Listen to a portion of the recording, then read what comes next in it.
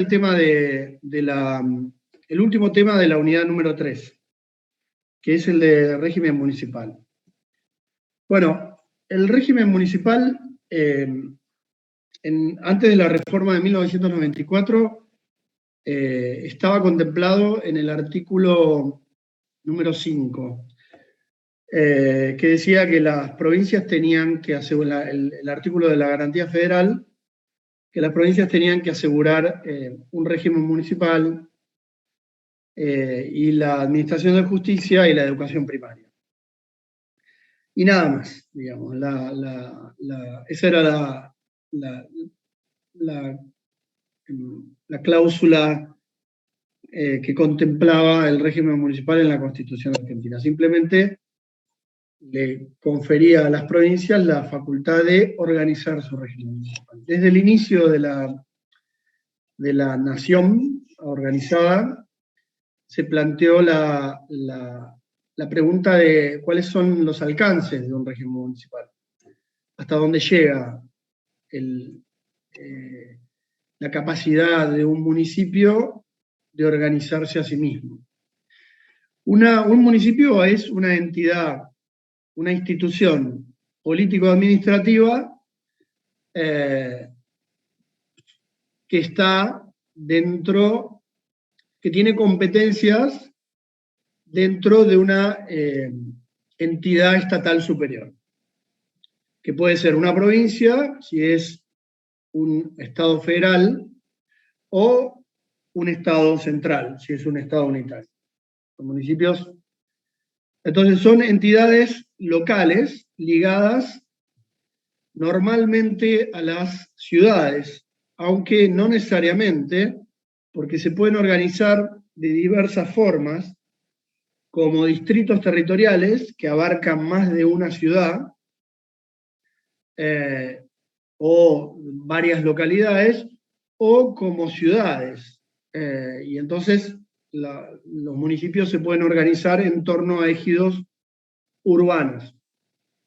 Pero siempre, por supuesto, tienen una demarcación territorial.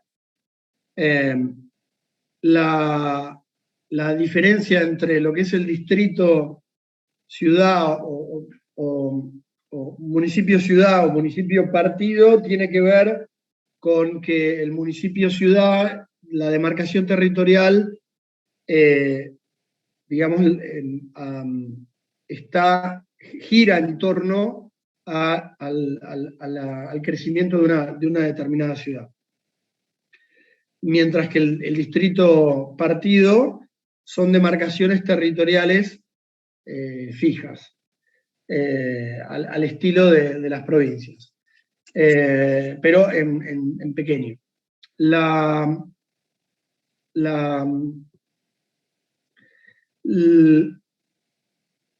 Iba a decir, desde el inicio de la Constitución Nacional se planteó el alcance de los poderes y facultades del municipio. Y ahí aparecieron dos grandes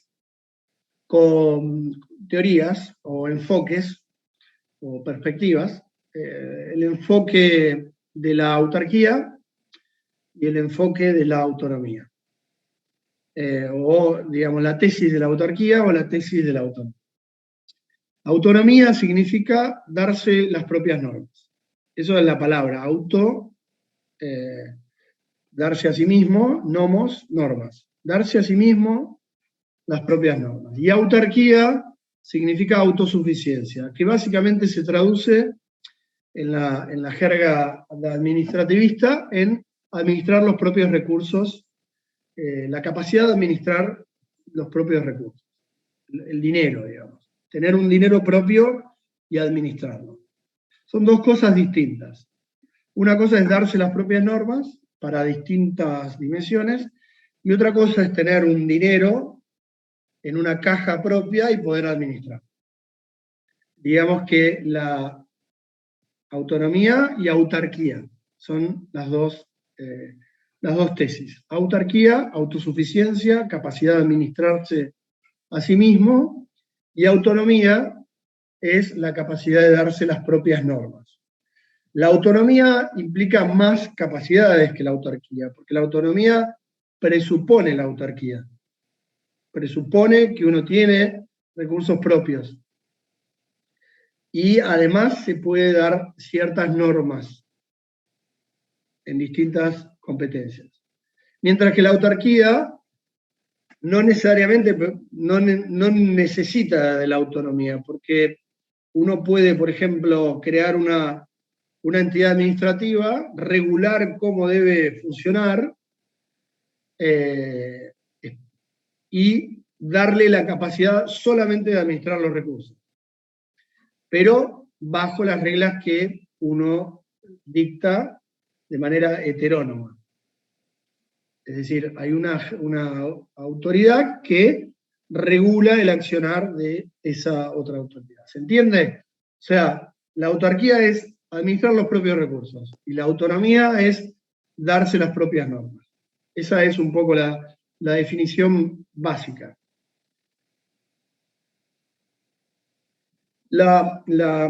Antes de 1994, la jurisprudencia argentina osciló, como en muchas cosas en la historia de la jurisprudencia de este país, entre la tesis de la autarquía y la tesis de la autonomía. Pero en 1911 se impuso en un fallo que se llama Ferrocarril del Sur la tesis de la autarquía, que consideró, la jurisprudencia de la Corte, consideró que las entidades municipales eran solamente entidades autárquicas, es decir, entidades que podían ser completamente reguladas de manera discrecional por parte de las provincias, y las provincias podían determinar el darle únicamente la posibilidad únicamente de administrarse sus propios recursos. Y que esto quedaba al arbitrio de las provincias, pero que, digamos, la capacidad de darle más o menos poderes dependía de la decisión de una determinada provincia, puesto que la Constitución solamente reconocía, o de la Constitución únicamente se podía desprender de la Constitución Nacional que eran solamente entidades autárquicas. Lo que fuera por arriba de la autarquía era una decisión, digamos, discrecional de la provincia, pero que las provincias podían organizar sus regímenes municipales bajo capacidades mínimas como las de la autarquía, únicamente con capacidad para administrarse a sí mismo. Dicho sea de paso, esto es interesante decirlo acá. Fíjense que, por ejemplo, en 1947, o 46, perdón, 46, a los bahienses les va a interesar,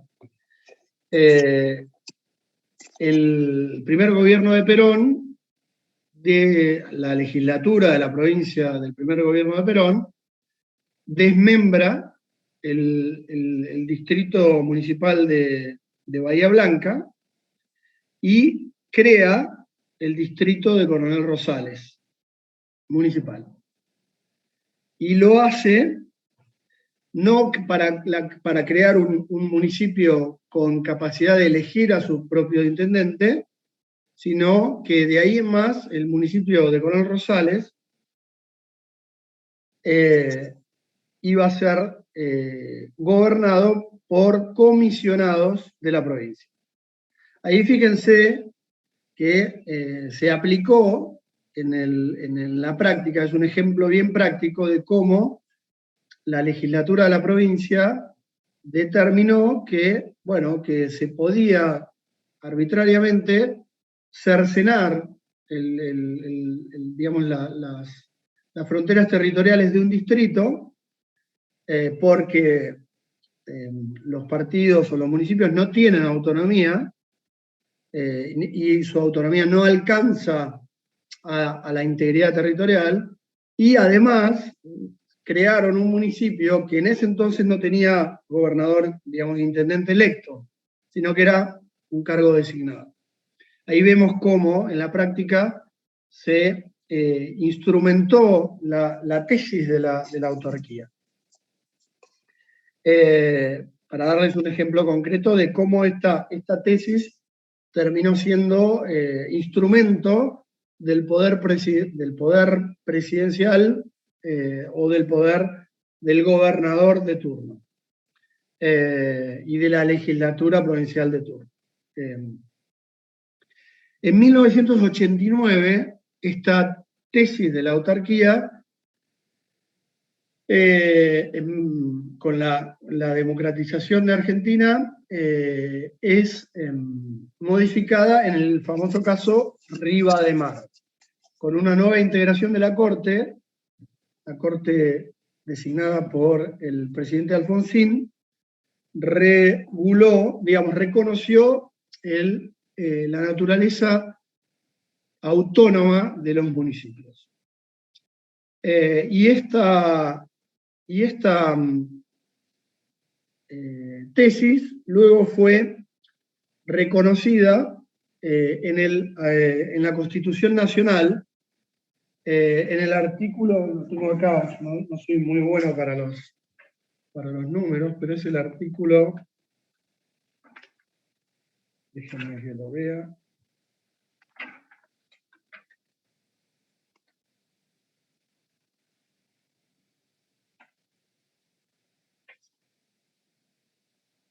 Profe, ¿no es el 123? ¿Cómo? ¿123? 23. Sí, exactamente. Gracias.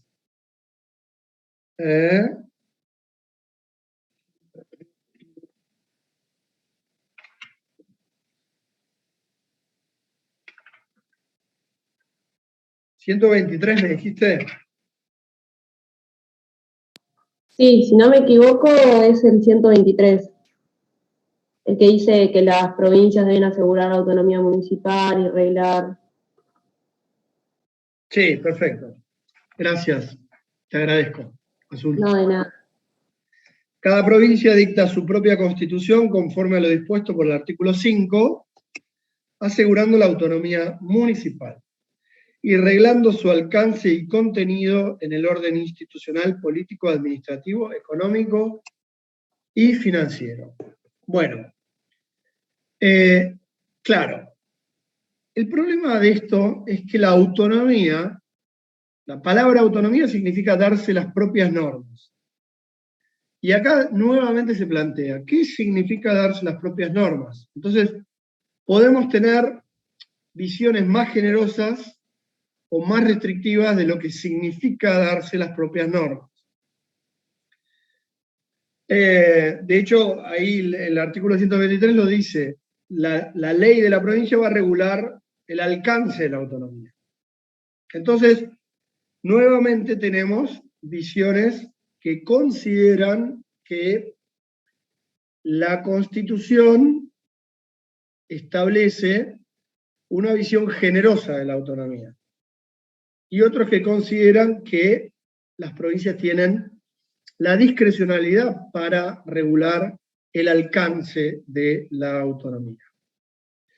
Ahora bien, entonces, lo que sí está claro con el nuevo artículo es que prácticas como, por ejemplo, esa de Perón que yo les dije en 1946, donde se cercena la integridad territorial de un distrito y se crea un partido con un comisionado designado desde arriba, no electo, ese tipo de prácticas quedan erradicadas. Porque parece ser, o al menos yo así lo entiendo, que darse las propias normas requiere de, al menos, autoridades electas. ¿Sí? Porque la autonomía requiere de autoridades electas, de propias autoridades que dictan normas. Entonces, la práctica de nombrar comisionados desde arriba, a mi juicio, queda completamente radicada con el artículo 123. Sin embargo, lo que sí ahora es discutible y polémico es el alcance de la autonomía. Entonces sí, ahí tenemos una visión, por ejemplo, que comparten muchos constitucionalistas, que dicen que los municipios, el artículo 123 y la naturaleza de la autonomía, reconocida en la Constitución, implica necesariamente la posibilidad de dictarse la Carta Orgánica Municipal.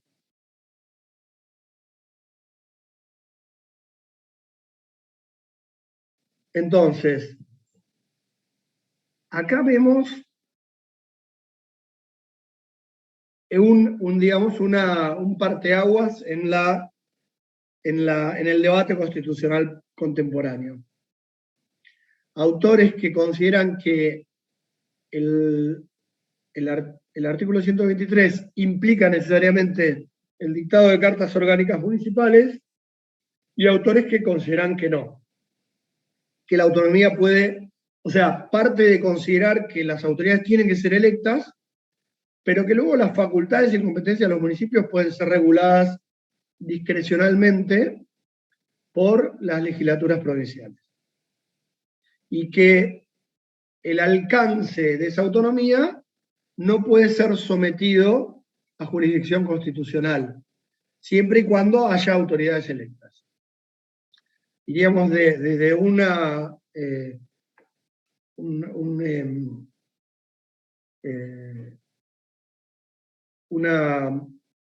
versión restrictiva hasta una versión más amplia. En la provincia de Buenos Aires, que es la que nos interesa a nosotros, la Constitución de la provincia de Buenos Aires no reconoce en la sección séptima de la Constitución de la provincia de Buenos Aires la autonomía de los municipios. Lo cual es bastante curioso porque es posterior la reforma de la Constitución de la provincia de Buenos Aires a la reforma de la Constitución Nacional de 1994. Es curioso y además es sospechoso, porque los convencionales constituyentes provinciales decidieron no ajustarse a la Constitución Nacional y no reconocer la naturaleza autónoma de las municipalidades. Sin embargo, eso no es problemático desde el punto de vista de la autonomía municipal. Porque, como les digo, al estar, como dije en la clase de ayer, los derechos y garantías de los ciudadanos son un piso, pero en este caso uno podría pensar que la autonomía municipal es un piso también para la naturaleza jurídica de los municipios. Y entonces el hecho de que la Constitución provincial no reconozca la autonomía municipal, en principio no es problemático, porque está reconocida por la Constitución nacional. Lo que no está reconocido es el alcance de esa autonomía. Hay, hasta donde yo sé, el municipio de Huanguelén, me parece, interpuso una acción declarativa de constitucionalidad que todavía no ha sido resuelta, hasta donde yo sé. Esto fue el año pasado, en la que se le pide a la justicia provincial que se pronuncie sobre el alcance de la autonomía, para que el municipio en cuestión, creo que es el de Huanguelén o el de General Pueyrredón, ahora después lo voy a googlear, pero en todo caso no ha sido resuelto por la justicia provincial. Se le pide que se pronuncie sobre el alcance de la autonomía si esto implica poder reconocer la posibilidad de dictarse una carta orgánica municipal. Dictar una carta orgánica municipal significaría, por ejemplo, que, bien, gracias Emilia, sí, es el de Wangelem. Muchas gracias. Dictarse una carta municipal implicaría, porque hay una ley orgánica municipal que es de, o sea, acá hay un mundo de reforma política por explorar. Ayer dijimos que la provincia de Buenos Aires tenía el 40% de la población de Argentina. Bueno, ese 40% vive en municipios que no son de la ciudad de Buenos Aires. Esos municipios están regulados por una ley orgánica municipal de 1958, dictada, que es un decreto, dictada en un periodo de autoritario, de régimen autoritario, y que regula competencias municipales muy restrictivas respecto de lo que el municipio podría decidir para su propio gobierno. Entonces, los municipios están sujetos a la ley orgánica municipal. Pero la posibilidad de dictarse una carta orgánica municipal tendría, digamos, no resolvería la cuestión, todas las cuestiones, en respecto de cómo compatibilizar esa carta orgánica con la Ley Orgánica de Municipalidades de 1958 de la provincia de Buenos Aires. Acá habría dos maneras de ver la posibilidad de dictarse cartas orgánicas. O sea, si la justicia provincial fuera a declarar, a reconocer la autoridad de dictarse cartas orgánicas por parte de los municipios de la provincia de Buenos Aires, habría dos visiones, una más restrictiva y otra menos restrictiva, o más generosa. La más restrictiva diría que el municipio tiene la posibilidad de dictarse cartas orgánicas y regular instituciones nuevas, siempre que no entren en contradicción con la ley orgánica municipal. Digamos que aquí sería la tesis del piso. La ley orgánica municipal es un piso que todos los municipios tienen que cumplir, pero podrían contemplar la regulación de nuevas instituciones que no contradigan la ley orgánica municipal. Entonces, y acá yo, por ejemplo, se me ocurre que una carta orgánica municipal reconocida bajo estos parámetros más restrictivos permitiría, por ejemplo, a los municipios regular, por ejemplo, exigencias de transparencia más exigentes que la ley orgánica municipal. O sea, la ley orgánica municipal establece un piso de acceso a la información y transparencia activa de los municipios, pero la Carta Orgánica podría ir más allá. O, por ejemplo, la Ley Orgánica Municipal no dice nada respecto de los mecanismos de participación ciudadana, no los prohíbe tampoco, y la Carta Orgánica podría regular mecanismos de participación ciudadana novedosos. Y esto podría ser viable, porque no entraría en contradicción con la ley orgánica de municipalidades. Y entonces permitiría compatibilizar la ley orgánica de municipalidades con nuevas instituciones municipales. Entonces, permitiría una convivencia, digamos, armoniosa entre existente ley orgánica de municipalidades y posibles nuevas cartas orgánicas. A mí me parece que esta visión es la que va en algún momento a prosperar más tarde o más temprano en la jurisprudencia de la provincia de Buenos Aires. Dicho sea de paso, estamos a 30 años, casi 30 años después de la reforma de la Constitución argentina, y la provincia de Buenos Aires, que tiene la mayor parte de la población de la Argentina, no ha reconocido ni ha regulado el alcance de la autonomía municipal en los municipios de la provincia de Buenos Aires, lo cual es una vergüenza.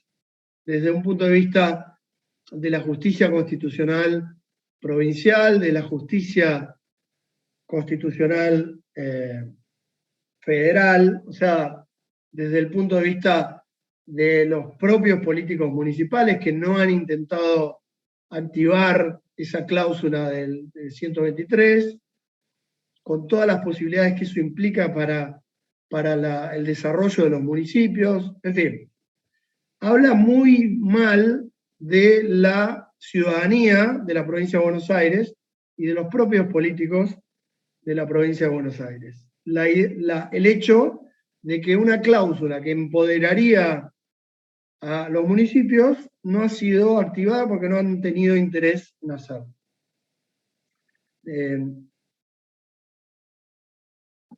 La otra visión, la visión más generosa, digamos, más amplia, diría que la autonomía municipal podría regular instituciones que podrían entrar en colisión con la ley orgánica municipal.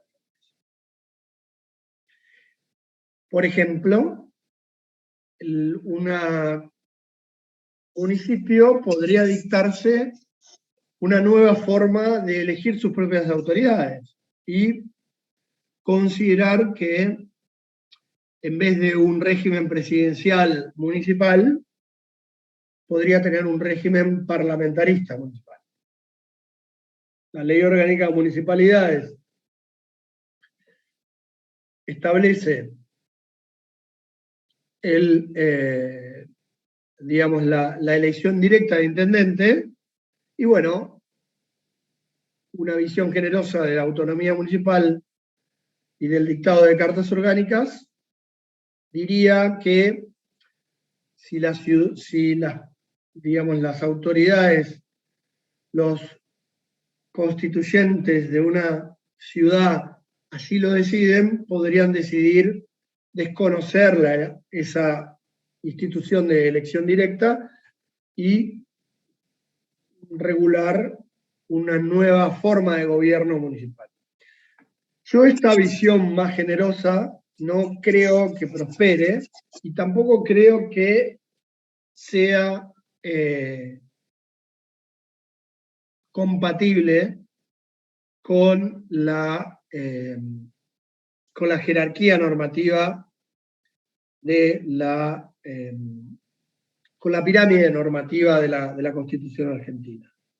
Porque la pirámide normativa de la Constitución argentina te dice que la Constitución nacional es superior, luego está la Constitución provincial, luego está la ley provincial y luego están las ordenanzas municipales o las normas municipales inferiores. Y pensar que una carta orgánica municipal podría desconocer una ley provincial entraría en contradicción con la pirámide normativa y sería muy difícil que esto fuera muy difícil de sostener jurídicamente. El único argumento que le veo alguna posibilidad de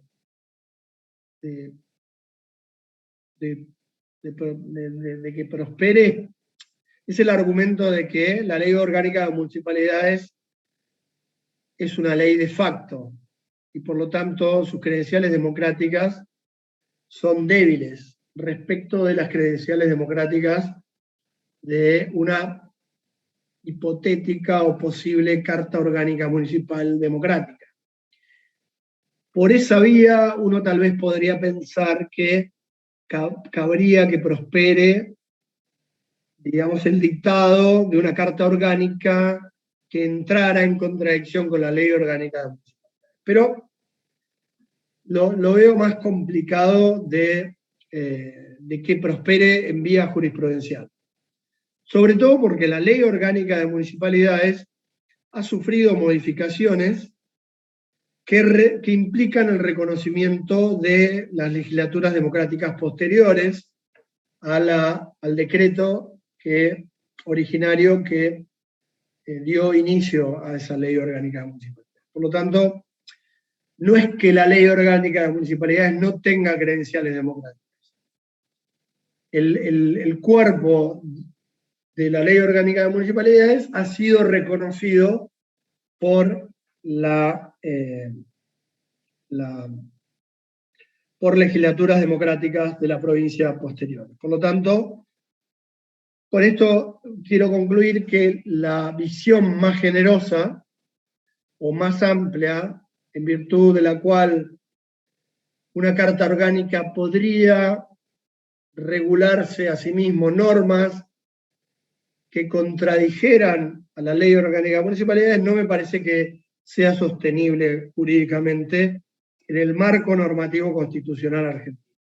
Sí creo que es sostenible jurídicamente y además es imperativo que así suceda en algún momento, la visión más restrictiva, según la cual los municipios pueden dictarse cartas orgánicas siempre y cuando no contradigan a la ley orgánica de municipalidad de la legislatura de la provincia.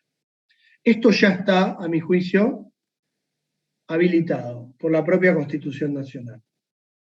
Y el hecho de que no sea reconocido, bueno, es más bien un dato político más que un dato jurídico.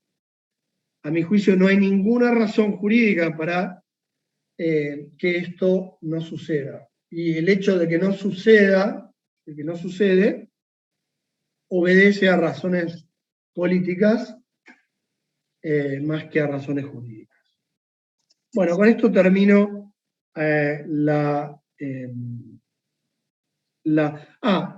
una última cuestión que también me había quedado en el tintero, y ahora voy a compartir una pantalla que tiene que ver con los...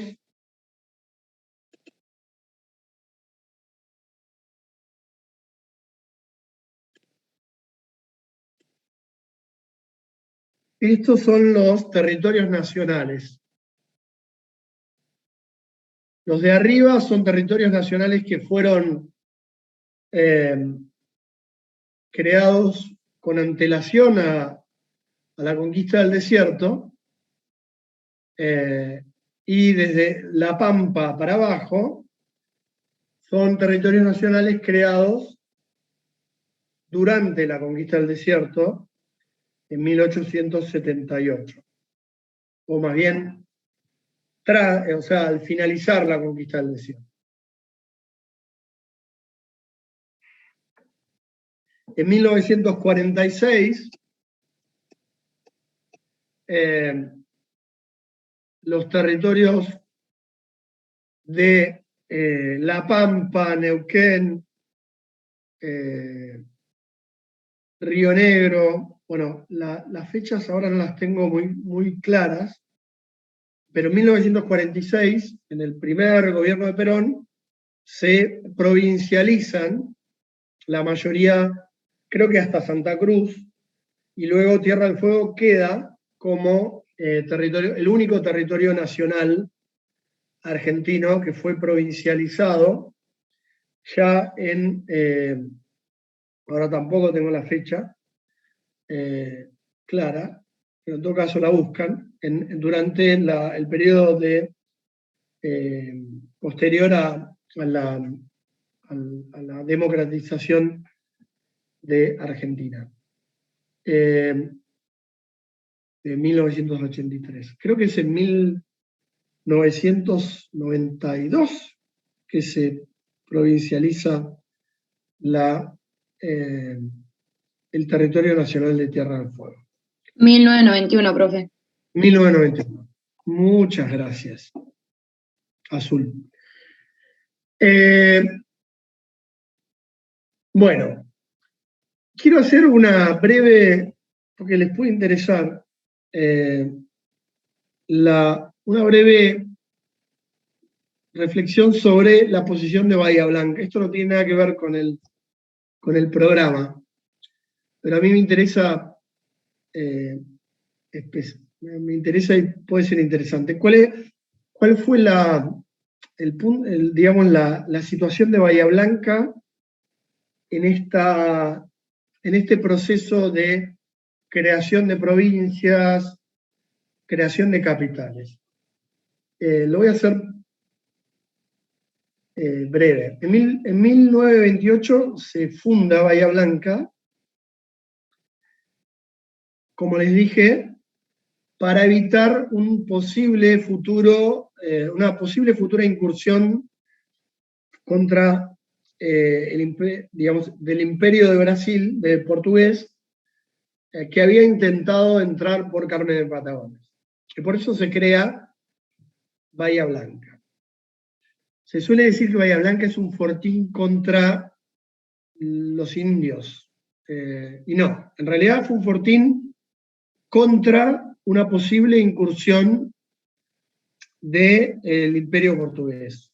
Precisamente porque después de la batalla del Cerro de la Caballada, era muy posible que el Imperio portugués entrara por la Bahía Blanca. Entonces decidieron poner ahí un fuerte para evitar una futura incursión.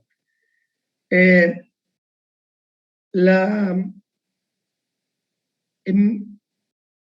1853 se dicta la Constitución Argentina.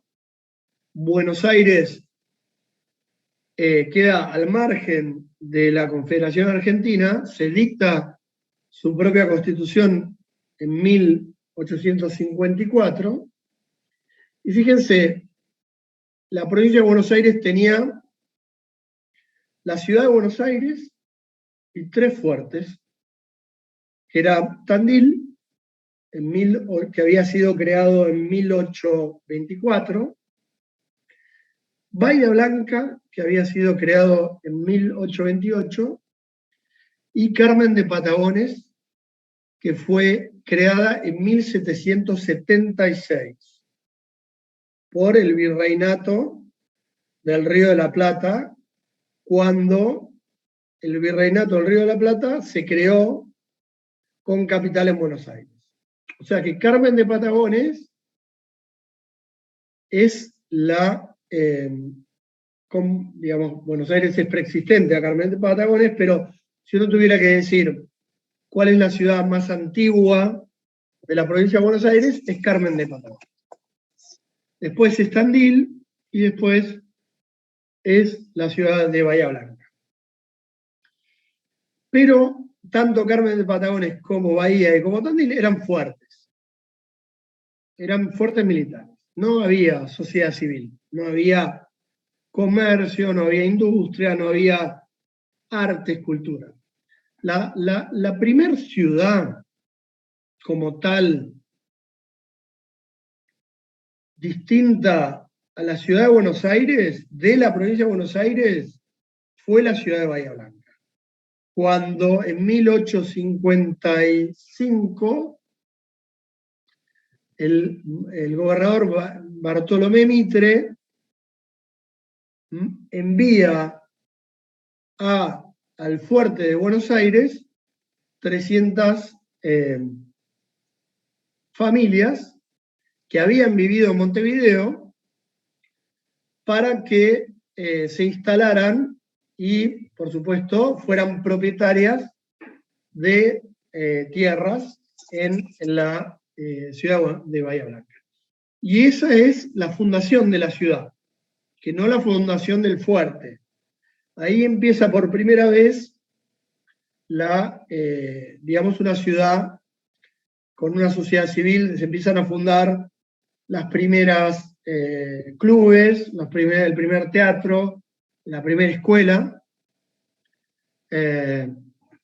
y bueno, la primera asociación cultural. Entonces aparece la primera ciudad distinta a Buenos Aires. En 1860, Buenos Aires se une a la Confederación y se plantea el problema de la capital argentina.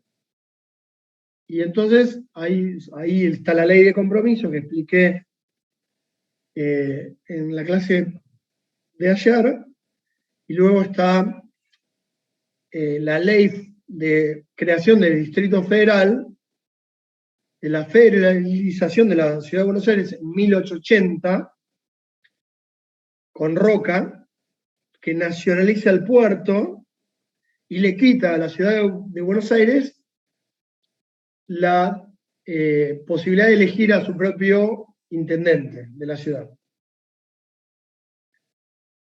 Y pacta con las élites porteñas la creación de una nueva capital.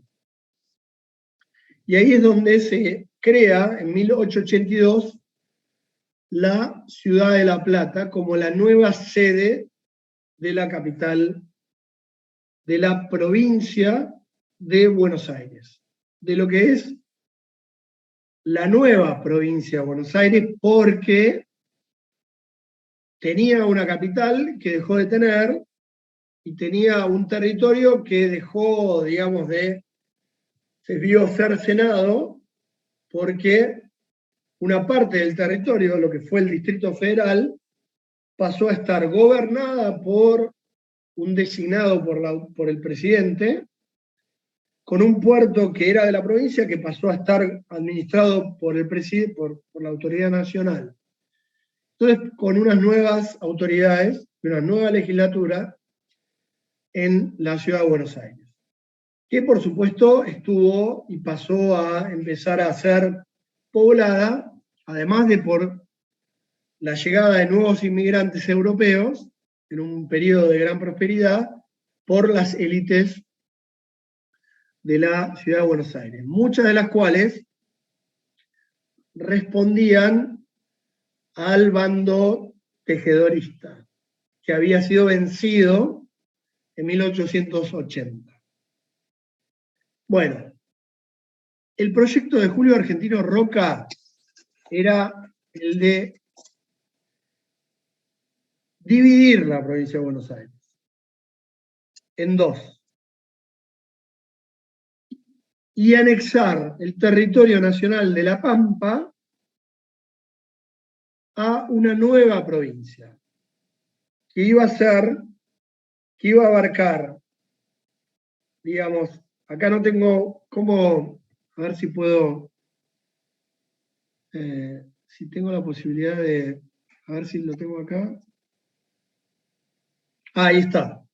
Fíjense, este era el proyecto de Roca.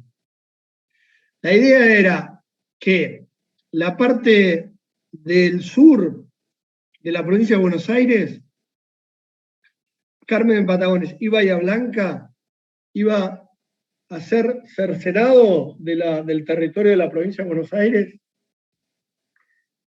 y la parte norte del territorio nacional de La Pampa iba a entregarse a la provincia de Buenos Aires. Hubiera sido estupendo porque la parte norte de La Pampa es la parte de La Pampa húmeda, es donde está General Pico, por ejemplo.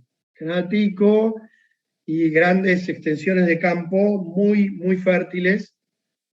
Digamos, es la zona, lo que se llama la zona núcleo de La Pampa, de la zona productiva. Entonces, la idea de Roca era la parte, digamos, más árida de La Pampa, anexarla a la parte árida, más árida si se quiere, de Bahía Blanca y Carmen de Patagones. Y crear la capital de una nueva provincia con Bahía Blanca en su en su, digamos, la capital siendo Bahía Blanca, de esa nueva provincia. Fue así que nació el diario La Nueva Provincia, el diario que es del siglo XIX, justo fundado en la primera presidencia de Roca, nace con esta idea, con la idea de fundar una nueva provincia. Y ese era el proyecto, que se intentó plasmar durante muchos años. Ese proyecto no prosperó. Lo que prosperó en realidad fue que en la segunda presidencia de Roca se creó la base militar. O sea, en la primera presidencia se llegó a través de una vía del Ferrocarril del Sur hasta Bahía Blanca. Entonces, de ahí, desde 1884, Bahía empieza a recibir por vía del ferrocarril grandes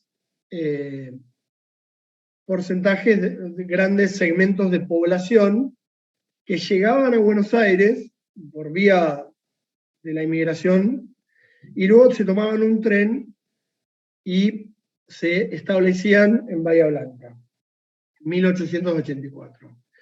En la segunda presidencia de Roca, Roca ordena la construcción en 1890, la construcción de, perdón, 1898, la construcción de la base militar de la Armada en Bahía Blanca, el puerto Belgrano. Y en 1902, Roca, durante la presidencia de Roca, le pide a Carlos Pellegrini, que era legislador, senador, que presente un proyecto de creación de la nueva provincia, que era este proyecto que les estoy mostrando.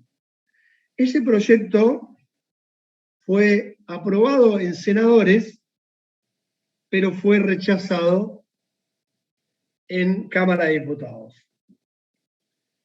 Y fíjense, acá la composición es interesante porque senadores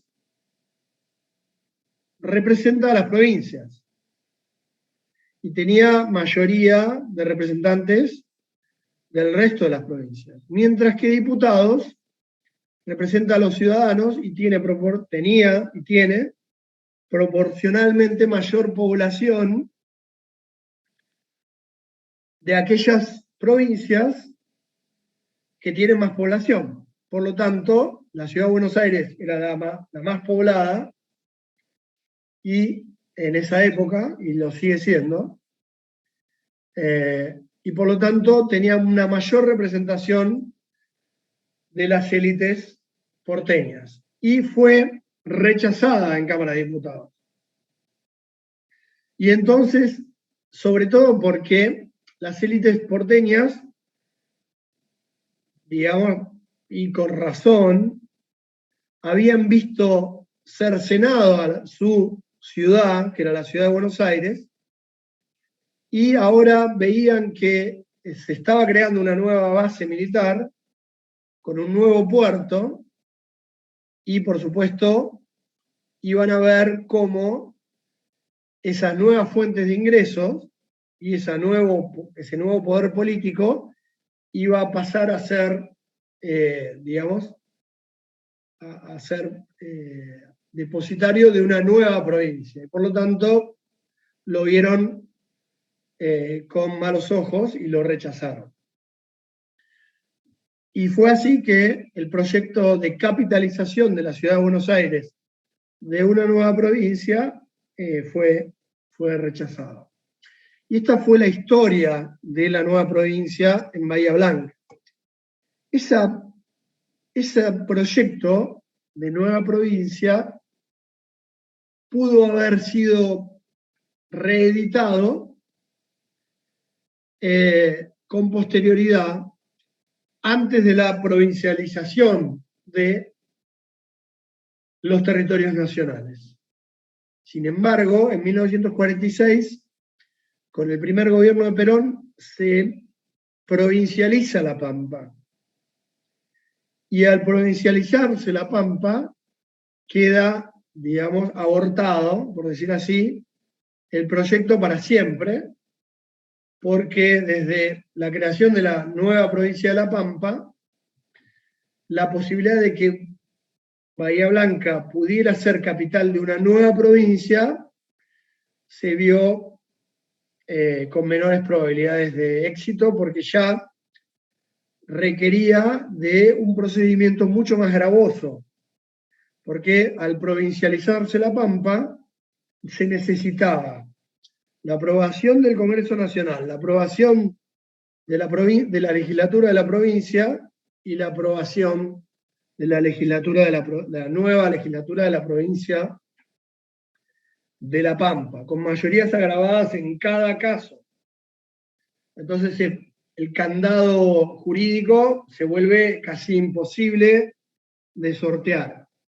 Y fue así como quedó anulada la posibilidad de que Bahía Blanca pudiera ser una nueva provincia, capital de una nueva provincia.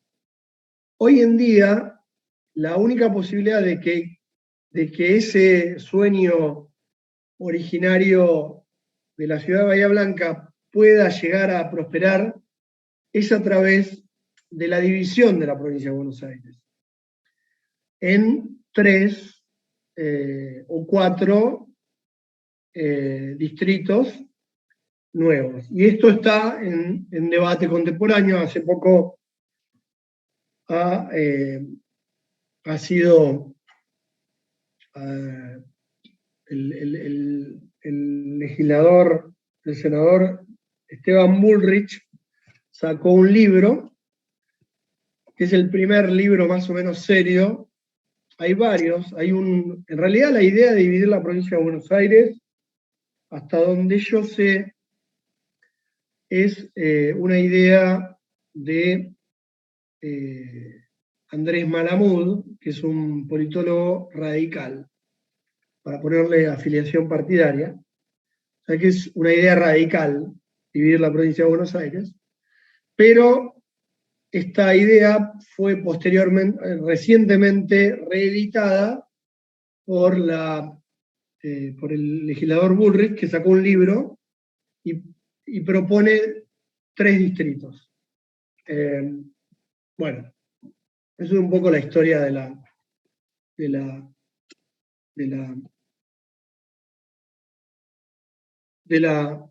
división de la provincia de Buenos Aires y de la posición de Bahía Blanca en este proceso de creación de capitales, territorios nacionales y demás. Bueno, con esto termino el último punto de la unidad 3, y cualquier duda que tengan me las pueden decir por el chat. Lo que se habla hoy de dividir la provincia, ¿cómo está? Bueno, lo que dije, está en debate, hay varios proyectos. El proyecto de Malamud implicaba dividir la provincia en 2, el sur y el norte. El proyecto de Esteban Bullrich consiste en dividir la provincia en 4, si no recuerdo mal. En el proyecto de Esteban Bullrich, en cualquiera de los 2 proyectos, Bahía Blanca queda bastante bien posicionada. Porque le da, por ejemplo, en el de Esteban Bullrich, Bahía Blanca quedaría como capital de un distrito que abarcaría Tandil, Bahía Blanca, Trenquelauquen y Coronel Suárez. Y bueno, fíjense, y Carmen de Patagones. O sea, fíjense que en el proyecto de Bullrich, la nueva provincia del sur tendría las 3 ciudades originarias distintas a Buenos Aires, o sea, las que existían durante el Estado soberano de Buenos Aires. Fíjense que hubieron 10 años donde Buenos Aires fue un Estado soberano. Durante esos 10 años tenía Buenos Aires, Carmen de Patagones, Tandil y Bahía Blanca. Bueno, en el proyecto de Esteban Bullrich, las 3 ciudades del Estado soberano de Buenos Aires, distinta a la ciudad de Buenos Aires, estarían dentro de la provincia sur. Lo que le daría a la provincia sur una entidad cultural e histórica muy fuerte. Porque somos, con Tandil, Bahía Blanca y Carmen de Patagones, preexistentes a La Plata, que es la capital de la provincia de Buenos Aires. Y por lo tanto, bueno, tendría una historia y una entidad cultural, a mi juicio, fuerte, esa ciudad del sur. Además de el puerto de Bahía Blanca, que es el puerto más importante de la provincia de Buenos Aires, porque es el tercer puerto más importante de Argentina, Rosario, Buenos Aires, Rosario y luego Bahía Blanca, y crecientemente más importante, porque con el problema de la entrada del dragado y la entrada de buques de alto calado al puerto de Rosario, cada vez Bahía Blanca está asumiendo un papel cada vez más importante. Y por lo tanto, esto significaría que, bueno, esa provincia sur tendría una fortaleza política y económica y cultural muy marcada. Y a mi juicio sería ideal, ¿no? Desde mi posición, en mi perspectiva política. Eso ayudaría con el tema de la coparticipación. Bueno, ayudaría no, tendría que reformularse la coparticipación federal. Porque claro, al crearse 3 provincias nuevas, o 4 provincias nuevas, habría que reformular todo el concierto de coparticipación federal. Y esto es muy difícil de hacer, porque la ley de coparticipación federal requiere de la aprobación de todas las provincias para su vigencia. Esto fue la cláusula de la ley de coparticipación federal, fue uno de los grandes fracasos, a mi juicio, de la reforma de 1994. ¿Por qué? Porque, depende cómo se vea, ¿no? A mi juicio fue un fracaso porque colocó a la provincia de Buenos Aires en una posición perdedora sin ningún viso de reforma. Porque al establecer que la reforma de la ley de coparticipación federal requiere la aprobación de todas las provincias, se impuso una mayoría muchísimo más gravosa que la propia reforma de la Constitución Nacional. O sea, para aprobar una ley de coparticipación federal se requiere la aprobación de todas las provincias. O sea, la unanimidad. Lo cual es más difícil que reformar la propia Constitución Nacional. Y eso lo que hizo es que la ley de coparticipación federal de 1986, dictada durante el gobierno de Alfonsín, con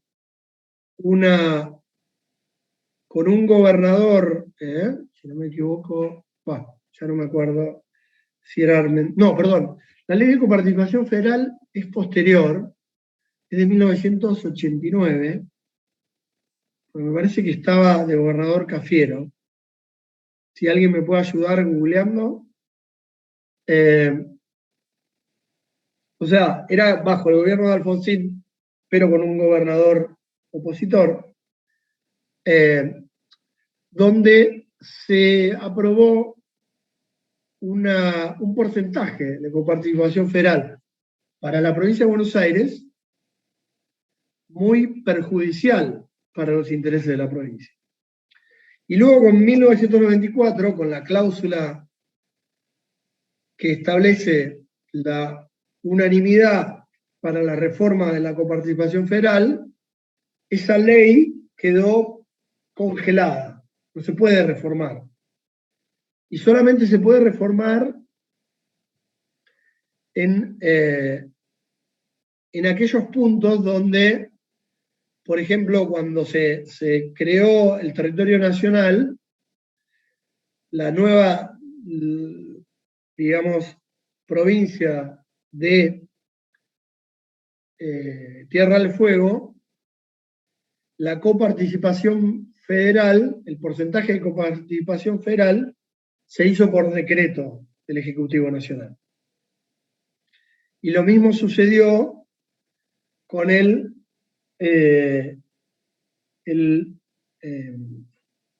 con la coparticipación federal que correspondía a la nueva Ciudad Autónoma de Buenos Aires, que se hizo por decreto del Ejecutivo Nacional.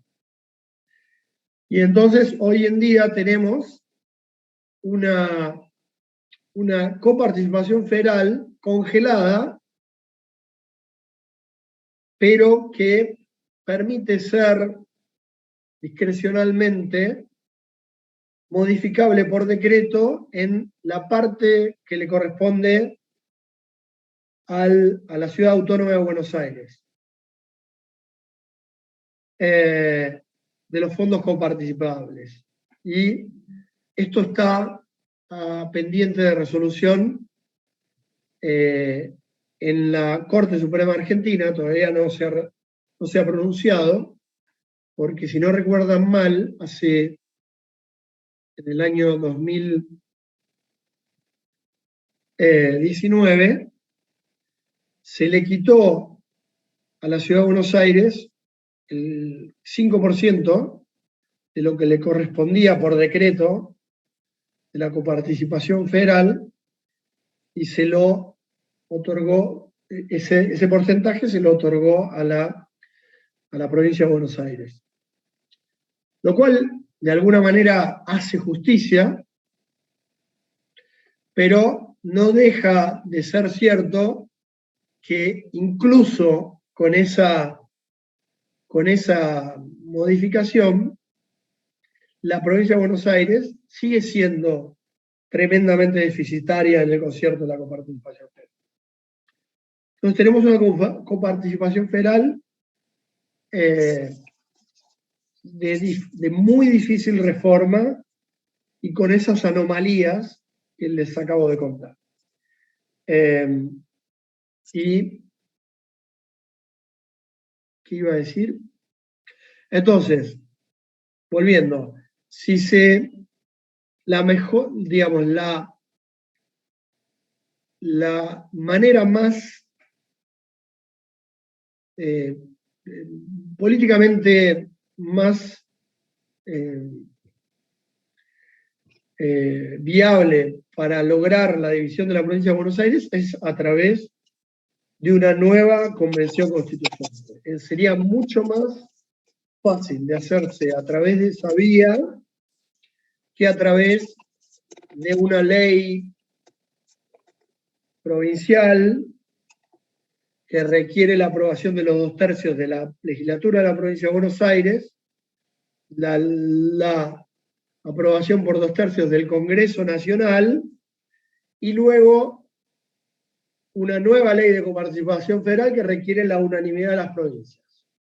O sea, dividir la provincia de Buenos Aires sin un mecanismo, se podría hacer por dos vías, por la vía de la de una nueva convención constituyente que reformara la Constitución, o por una vía alternativa que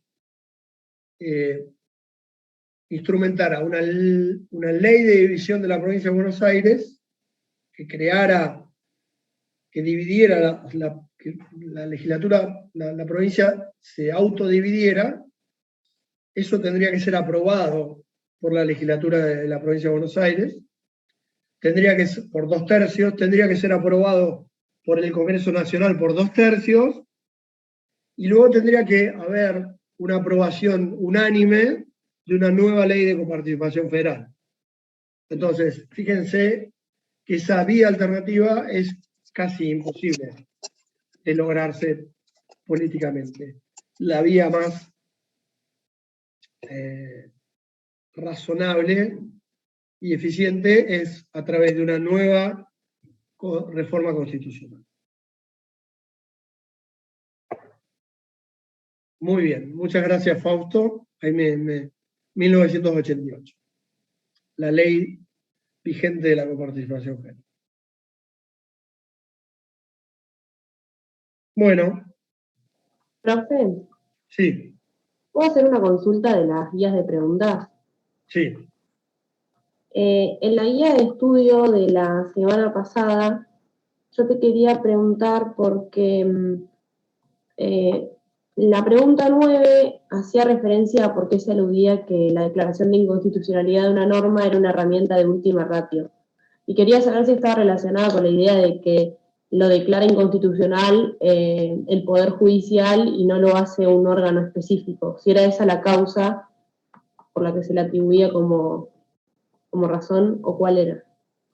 No sé si se entiende. No, la última ratio tiene que ver con que los órganos que dictan normas son órganos democráticos y por lo tanto se presume la constitucionalidad de las normas. Y entonces dictar la inconstitucionalidad de la norma implica desconocer la autoridad democrática de otro poder que ha interpretado la norma constitucional bajo su propio criterio.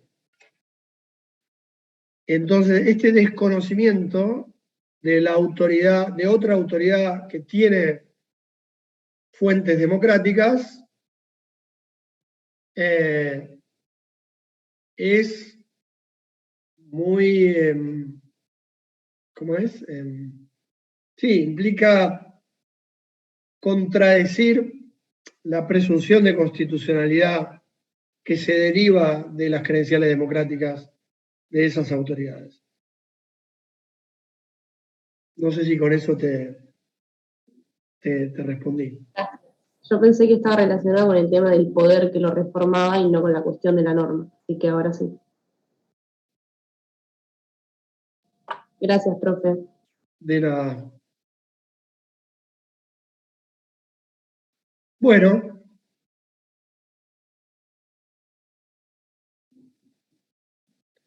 Bueno, nos veremos de vuelta en la unidad número 3, en la unidad número 10, dentro de unos meses. Y que tengan buena mañana y nada, un buen fin de semana. Y muchas gracias por escucharme. Gracias, profe. Hasta pronto. Gracias, profe. Gracias. Chao, profe. Chao. Gracias, profe. Gracias, Que tengan un buen día. Hasta luego, profe. Igualmente, que tengan buenos días. Lo mismo digo. Voy a finalizar la reunión. Recording.